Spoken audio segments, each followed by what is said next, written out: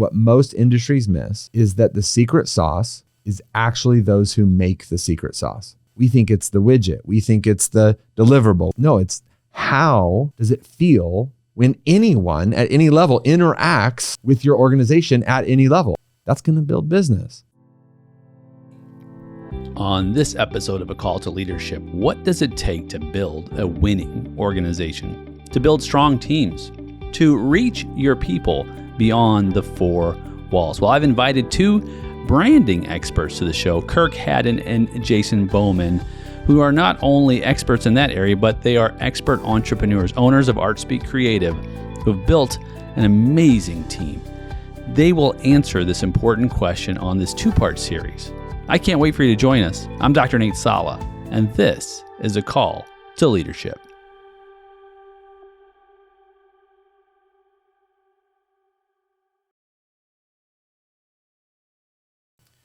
Good to be here. Yes, Nate, we've talked about this for a long time. I know. It's like dreams coming true right now.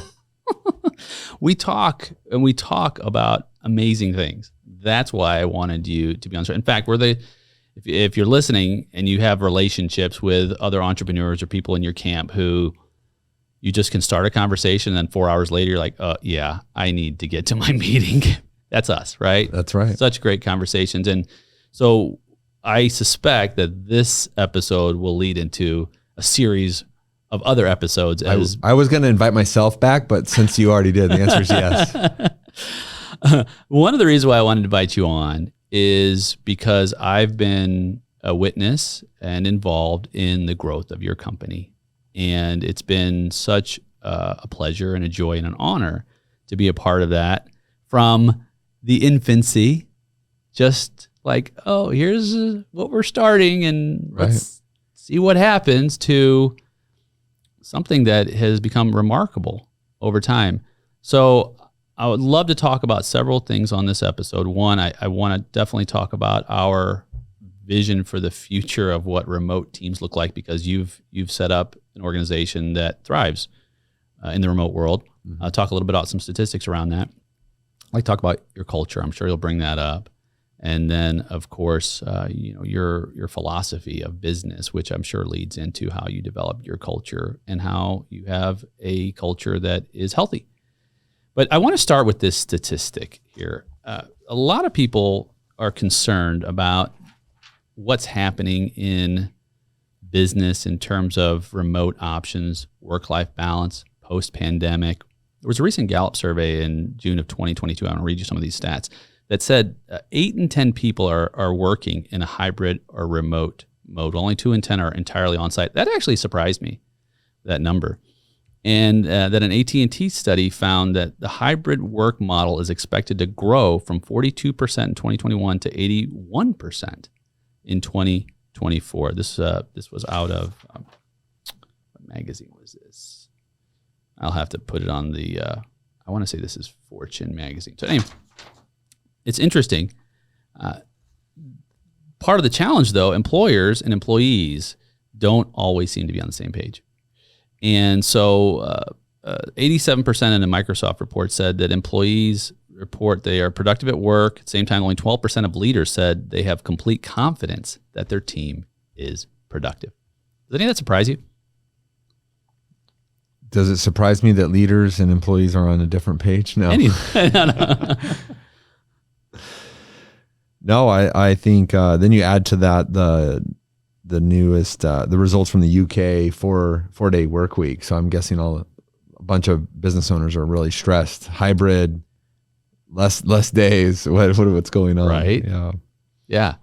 Now, in your environment, you help our listeners understand the nature of how you've structured your organization from a human capital perspective.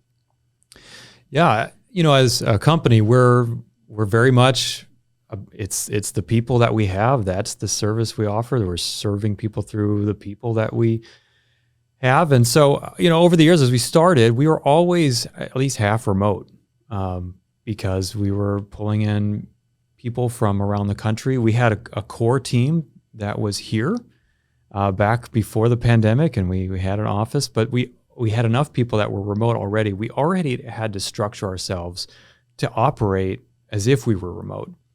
And so we had a big advantage when the pandemic hit. We were ready to flip the switch and just be entirely remote. But because of that, we had to structure our communication systems, our project management systems, our task management systems around a remote structure that helped us build culture despite the fact being remote, helped us keep track of, are we working? Are things working? Are things getting done? And know where things were along the way. Yeah, 2020 didn't change any operational systems for us. Like we were, all of our communication, all of our tracking of productivity, all of task management, communication tools, none of that changed when we went fully remote because we were already mostly remote. Right. And I heard one, this was early 2021, I heard one prominent leader ask the question, we still don't know if you can create culture remotely. And I was listening into the podcast thinking, raising my hand, no one could see me, right. But no, actually we do. We do know you can create culture remotely without being in the same room. I think, well, I go back to a story of a teammate of ours who normally on a Saturday afternoon, I will get a text picture of what he's grilling and vice versa. Here's what I'm grilling today. And this is a guy who, my brain, Nate, does not know that we've never met. Huh. I don't know. I in fact, even saying that out loud right now, I don't believe it.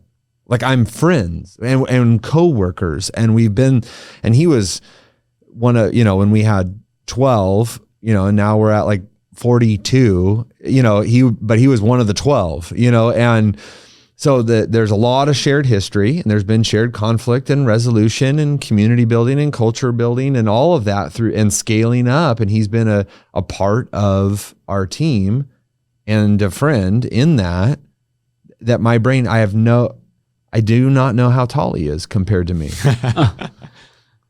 Interesting. So you can definitely create culture. You can definitely create friendships. So yeah, because you would say then that's a self-limiting belief, right? Now, some would argue that your culture can't ever be as strong in a remote environment as it can be in person. What would you say to that? I think sometimes a limitation that you have in any area of life or business can become a strength, because then you have to be intentional about it. And I think what a lot of brick and mortar companies are used to being in the office, they're just assuming culture happens. But if you're remote, you can't just assume. You have to make it happen. And you know that. And therefore you do. You make culture happen. That's a great response, because in some ways, if you think culture is just going to happen by putting people in a room together, you're already, I think, in some ways at a disadvantage. I mean, and that's just about anything in life where you think, oh, you know what, if I just put things in a room, everything's going to be fine, right? Life rarely. Well, that was my response, was because we know that all companies that have in office have great culture. That's the hypothesis we're talking about? Because I think there's lots of proof that that's not true. So like my fear of productivity would go down. In fact, when I'm in an office, I distract everyone. So and have a long history of that. So my fear would be if we did say, okay, from now on, we got this really cool space. Everyone has to come in this many days a week, and I think our productivity would drop. Yeah. Well, and that's actually statistically verified. That the same study showed that work hours, number of meetings, other activity metrics increased through remote work. And there's several reasons that productivity increased, and listed a few. I'd like to get your opinion on this. Fewer interruptions, quieter work environment, more comfortable workplace, more focused time, avoiding office politics, Mm-hmm. less time spent traveling, and better mental health management. I mean, I'd affirm all of those as a consistent factors for myself personally. Yeah.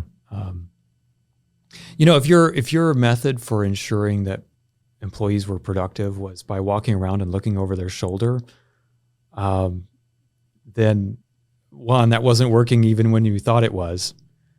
But Because it requires surveillance. Yeah. And I don't want to work there. I don't want somebody looking over my shoulder. I never have. No matter how nice they are. Yeah. Right. I mean, no matter how affable and how much they're in your corner, right? You still don't want that. I was in a leadership role. I was one of my first. I decided I was not going to work in the office that day. I was going to go study and read and prepare at a local coffee shop. I didn't think about it. I just drove over there and I was doing that. Met people, networking in the city. It was going well, getting my work done. Got in the car on the drive back. Phone rings, cell phone.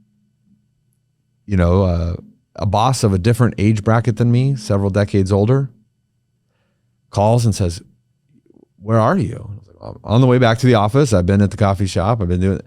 "Well, you need to be accessible." And I said, "Well, we're talking right now." What does successful mean to you? Well, I answer when I call. Like, you need to walk in and see me at a desk. Then but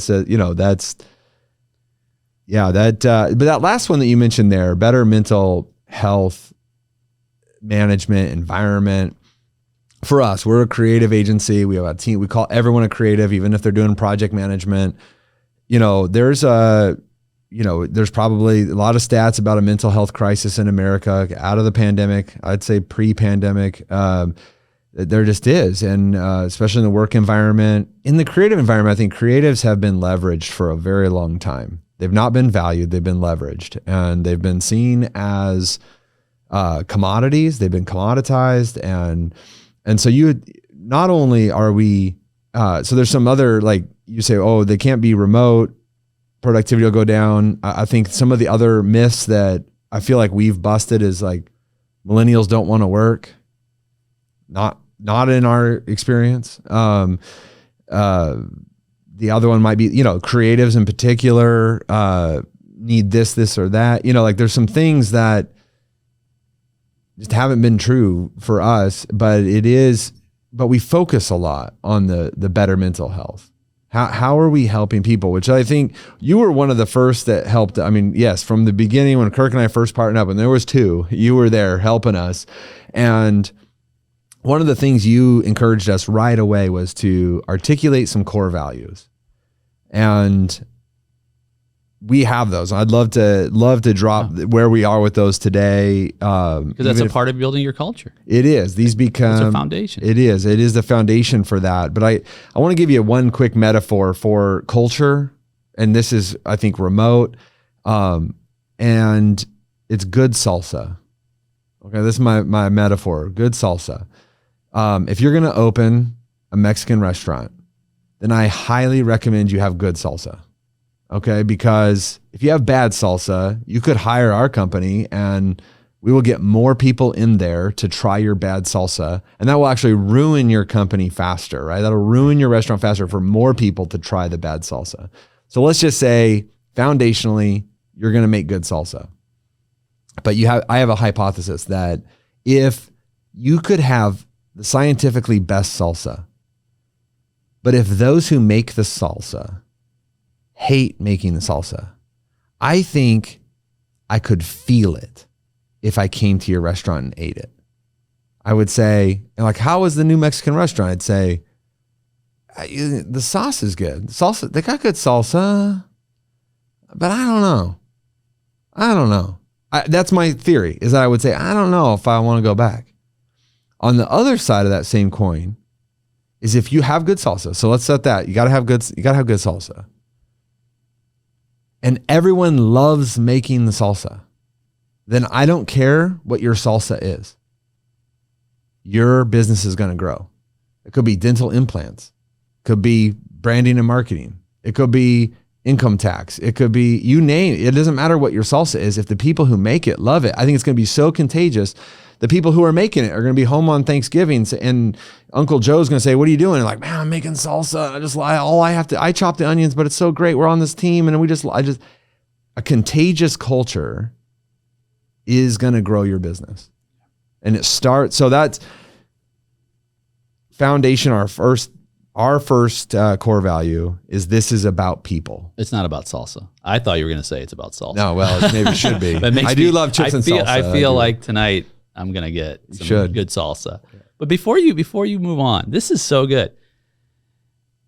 The attitude has an effect on the output, and not just the output of the product itself, but the entire experience you create. Because I believe the experience is not just for the end user, it's for the entire stakeholder. And every stakeholder. It could be your supplier. Yeah. Could be your customer, your team member, if you're a publicly traded company, your stockholder, your fiduciary, everyone who interacts, every contractor, every person who is involved in the process, your accountant, your attorney, your doctor. Mm-hmm. I mean, this is an ecosystem you're creating. And so I love the salsa analogy because, one, we can all identify with salsa, and we've all been to restaurants, at least many of us who have eaten Mexican food, like, the salsa's okay. You're right. It's just okay. Yeah. But I want to come back to one part of that is this relationship between love and hate. I'm glad you brought that up because with our staff and our team, I tell people we're not in the tax and accounting business, we're in the love business. Because people need love, especially with taxes. It's a stressful environment for many. But it's not just loving the end user, it's loving the entire process of what you do and why you do it. In fact, it was Steve Jobs who said that, and we were talking about a little bit about this off air, about loving your work. Those who love what they do will have the greatest level of productivity, because even if you hate the salsa, making the salsa, you're going to make more blunders. You're going to have more reasons to not want to make that salsa just as good as it was meant to be. And as you get into your core values, I know you're going to uncover, because someone listening is like, okay, all right, I'm sold on that. If I create an environment where people absolutely love to be here, they will create the best possible experience for all stakeholders. But the next question is how? And so as you uncover these core values, I suspect that the how is going to emerge. Yeah, we've called these core values, but we've made them our core values, but I think they're principles. Right. I think they're principles for healthy culture. It's good that you bring that up, because a lot of people say, oh yeah, core values, I put them up on the wall. We've got core values. Everybody's got core values, right? And everybody's got similar core values. But when you reframe them as principles are a little more tangible, if you will, right? As we talk through, how do you understand what principles are? Principles are actionable. They're what you can take with you into a decision-making process and say, this is how we make this decision. Yes. And so those create boundaries and borders for behavior. So our beliefs become what we behave, how we behave. And so when we share beliefs, those core principles, then those determine and order our steps, so that your manager who loves you so much doesn't have to look over your shoulder, because the principles are guiding you, not surveillance by an individual. Right. And there's still due dates and projects and project managers saying, when is that thing due by? So there's still accountability. It's not a lack of accountability, but I think The other thing, and when you think about how, and yeah, these are going to be principles. They are our core values, and how they're worded. But I think these principles would make great salsa anywhere, and should. I also think when you ask the question about how, it's very important that you have to be intentional. Like Kirk was mentioning, when you don't have a building that everyone's coming into remotely, they're logging, then you have to create intentionally, how are we going to we don't have a wall to put our core values on because we know that works so well. Right. Yeah. Everybody's staring at that wall. But now that we don't have that, where do we put them? How do we integrate them in? So you're talking about habits. So there's all, how do we work intentionally our core values into the rhythms, into our meetings, into our teaching, into our instruction, into our thinking, and then what are the habits that will, if our team member does this every week or every other, or every time this situation happens, they think about it like this. If that becomes a habit, then it'll bring about that value. You have to be very intentional. Remotely, you may have to be more. I don't know. I don't think so. I think it's the same, whether you're in a building or out of a building. You have to still be intentional with your habits, your rhythms, your principles, and your values. Yeah. If you want to create great salsa, and I think, and not trying to force a segue into our first, but I think what most industries miss is that the secret sauce is actually those who make the secret sauce. And we forget that.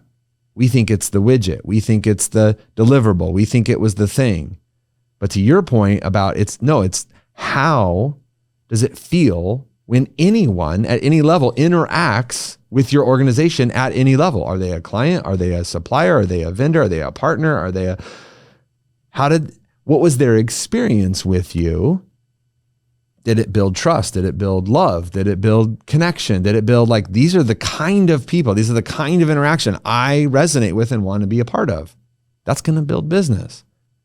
So if the people who are doing whatever sauce making you're making love it, and the interaction then is positive, even if it's a conflict, then the long play is going to be positive for you and for them. Yeah. And so you have to know what business you're in. Yeah. And I like that, because a widget's a widget. A widget's a widget. I've been at this almost 3 decades. I've seen a lot of widgets, right? But knowing the business you're in, and it's not cheeky, knowing the businesses you're in the business of people, and how you design the environment with or without walls will determine just how much of an attractive experience you create for all your stakeholders. And I want to touch on one other thing that you had brought up about the contribution that you create, and you didn't use that language, but if you have toxic leadership, if you have leadership that is self-aggrandizing, if you have leadership that is narcissistic, if you have leadership that doesn't consider the needs of those individuals first and foremost, this will not work. You will create an environment that cannot thrive. And I say that because we tend to look at, leadership is top down and this all has to come from leadership. I would frame it from the bottom up. I would frame it rather than this traditional pyramid of leadership that we create these values and these principles from I'm the most important person at the top to I am a conduit at the very bottom. I consider it like a tree. At the very bottom of the tree are the roots, and beneath the roots is the soil, and the soil, the tree gets nourishment from the soil. So we as leaders are actually at the very bottom in that soil, nourishing those roots so that the tree gets all of the benefits that it needs so that each branch, individuals, can then bear good fruit, which then nourishes all of our other stakeholders, including themselves, right? So we as leaders need to first take a step back and do some self-evaluation. as you were putting your core values and your principles together, I think I know the answer to this because I was a part of this, but you do some self-evaluation, right? Who are we? How much does that play into or contribute to what you're about to share? I mean, if you're trying to build core values and principles for your business that you yourself can't represent, not that you're going to be anything 100%. That's part of life and humanity and leadership, is that you're going to even your own core values you won't live up to 100% of the time. But you have to shoot for that. You have to push for that, and when you don't, you have to own that. But yeah, it's got to come from the leader. And if the leader isn't making it a reality in their interactions, then that just trickles throughout the rest of the organization. Yeah, authenticity. I think of those that I've coached. Sometimes you have values that are already pillars within even a small organization has values, whether you've articulated them or not. There are mores. There are pillars of your organization that help make decisions or have a feel, and it I may or not like them or want to be a part of that, but they're there. You also have others that if we read this list, you might say, I want that. That's not so then you can have aspirational values. Either way, you do have to be intentional. How are you going to build that how do you architect a new value that's not already a habit? Well, I believe in neuroplasticity and the ability of humans to grow and change. So that would also be, but that would be the job of leadership to say, hey, here's a new boundary, here's a new focus, and here's a new way that we're going to remember that boundary and focus. And that's built on the why. Why are we doing this? What is our mission? What is our vision? And I think it's so important to express that, because the values that we create, and I agree, humans are pliable. That's beautiful in some ways, right? It can go either way. Mm-hmm. And it's up to us. That's why leadership is so important. Effective leadership, healthy leadership, vibrant leadership. It's so important because we help frame the future in congruence with our teams. And then we create the principles, the boundaries, the direction, the habits that step toward that mission, that justification for existence. And so they have to make sense. I guess that's the point I'm making, right? Is that they have to jive, right? They have to be like, and as you express that, this is where we're committed to go. This is the journey we're on. And here are the non-negotiables in how we get there. And you share why each of those is essential to this journey we're on together. Mm-hmm. Your commitment to honoring and shepherding and guiding and creating, and also having grace when sometimes the habit isn't formed in this timeline, or something changes, or a life situation, or maybe there's some pushback. It's all part of the process. And when we do that, we begin to understand that, okay, well, it's not just words on paper now. It's not just on a wall or on a PowerPoint presentation.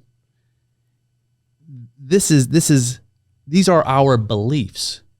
And it's been said to believe something is to be living it. So this is what we are to be living so that we can reach our shared purpose. And that's really leadership. Like when I look at leadership, I look at it in 4 aspects. There's been said that there's as many definitions as leadership as those have attempted to define the concept, right? But in my research, I've looked at leadership as really 4 parts. 1, it's discovery. Leaders are discoverers. We're pioneers. It's our part of our responsibility to envision what a better future might look like. And then as we discover that, they can be in our minds, they can be in motion. I love how you put, Kirk, that values are actionable, right? Because it's in motion, right? To be something, to do something. And then as we express that vision of the future that we've discovered, then others are influenced to join us. So discovery, and then second is influence, right? Because leadership is about influence. And the third component, which I think people miss, at least effective leadership, is achievement. So leadership is the discovery of, influence toward, and achievement of, because you can be a leader and not be very effective if you just never get people there, right? Mm-hmm. Shared purpose. It's all wrapped around that fourth component, is that we have to share a purpose, a desire to reach that state. And then the values wrap our decision-making. At least that's my opinion. So as you hear that, let's talk about your values. What's the very first one? Well, I feel like we have been talking about it because it's this is about people. Mm-hmm. We actually put it at the bottom, like to your point, this is a foundational principle for us. But it's the first one we talk about, but it sets the foundation that this is about people, and I a people. And so are you, so that means, and those we serve, that these are humans. And I will also disclaim that in these, like, we have not dialed in on utopia, right? But these are principles that we've found as we've built habits and culture around them. They've created good fruit. They've created culture that I want to be a part of, that our team wants to be a part of, that some of our clients are like, man, we just love this. Can you come and talk about how you created that culture, and not just do design and branding and websites for us, but come and talk about how do we create that here? Because if you had good salsa, you want to go back. Yeah. I have. I know exactly where. You know exactly where you've had the best salsa, don't you? Yeah, absolutely. And you're like, hey, you know what? Next time Mexican's brought up, I'm gonna throw in, and when it's time to make the decision, here's where I'd like to go. Yeah. So this is about people also leads to, and this would be a whole nother conversation, but we draw a communication triangle, and at the bottom, in the bottom corner, if you just see, like, picture a triangle, that bottom plane, us and them. I'm in one corner, you're in the other. And there's a communication line between us, and sometimes that's broken. That's broken by the reputation, the past experience that you've had with me. But communication isn't just a two-way street. We're always calling each other up to something. We think it's good, but that doesn't mean that they think it's good. So you have some convincing. Again, I don't want to rabbit trail us on that, but you have to craft the win-win at the top. Yes. It's important you do bring that up, because it's the essentiality of effective communication is integrated into all cultural models, right? At least effective cultural models, and especially this, because communication, for any listener who's like, oh, can you describe communication for me? I would describe communication as really an exchange of ideas. So it's not belittling, it's not condescending, it's not, here's what I think, doesn't matter what you think. There is persuasion and convincing when we exchange, right? It's making a trade. Right. This isn't communication just to be saying syllables and words. This is a call to act. Most every interaction with any other human at any point is a call to action. We're asking, we have an ask, whether it's just affection and connection, relationship, or get your homework done, or do you want to buy this today, or, sign up at the webpage, whatever it is. There's always a call up to something. Because that's what makes it relevant, by the way. I love this. And you two are in the communication business. So this is your wheelhouse, messaging, communication, right? But relevance, I've heard relevance described as this. Do you hear it? Step one. Step two, do you understand it? And step three, does it cause action? I think one piece about the understand, I think that you also have to do, especially with the term relevance, is, do you even care? Right. Who cares? Right. You have to answer the who cares test. So at the top of that triangle would be a Venn diagram, 2 circles. What I care about and want, which you mentioned a minute ago, foundationally, shouldn't we be asking, what do I want? Talk about a question personally, Nate, that has changed my life more than any other question almost. I've got 3 that have changed my life. I'll give you one today. What do you want? What do I want? Do I know what I want to create? Some business leaders haven't done, we think we're creating widgets. We haven't actually said, what do I want? What's my lifestyle? What's the kind of culture? Wrestle that one to the ground. What do I want? But the other part of that Venn diagram at the top of that triangle is, what do you want? What does the person I'm communicating to want? Well, your messaging has to live in the overlap, because if I'm talking about things that you don't care about, then I'm irrelevant. Maybe even obnoxious. Right. Or offensive. Yeah. And there are a lot of obnoxious, offensive noise out there these days. Well, that's why shared purpose is an essential aspect of leadership. Because that's we have to have the overlap in the want. We have to share. Yeah. So if you're going to lead someone, where are you leading them to? If you're going to lead anybody, you better understand, where do they want to go, and show them how you can get them where they want to go. And that's where it becomes, this is about people. Yeah.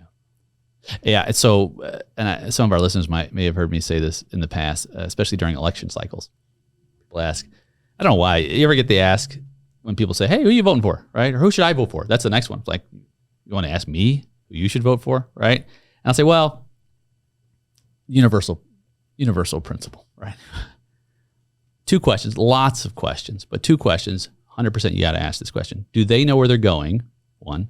2, do you want to go there? That's it. And that's, you mentioned about philosophy of business. I think that at the top, that what we're describing is a win-win. And I think I add another win to that. If we partnered up, do I win? Do you win? And then those that will be influenced and led or by or connect with what we've created together in our partnership, will they win?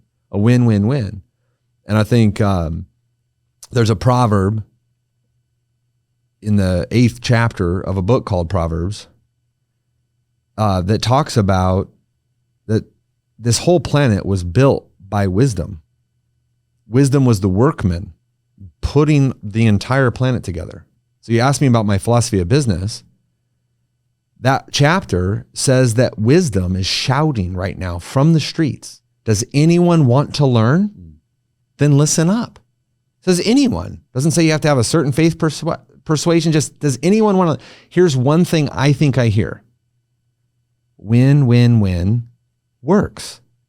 Not like win-win-win, Tiger Blood, Charlie Sheen stuff. I'm talking about like, if I win, it adds value to me, adds value to you.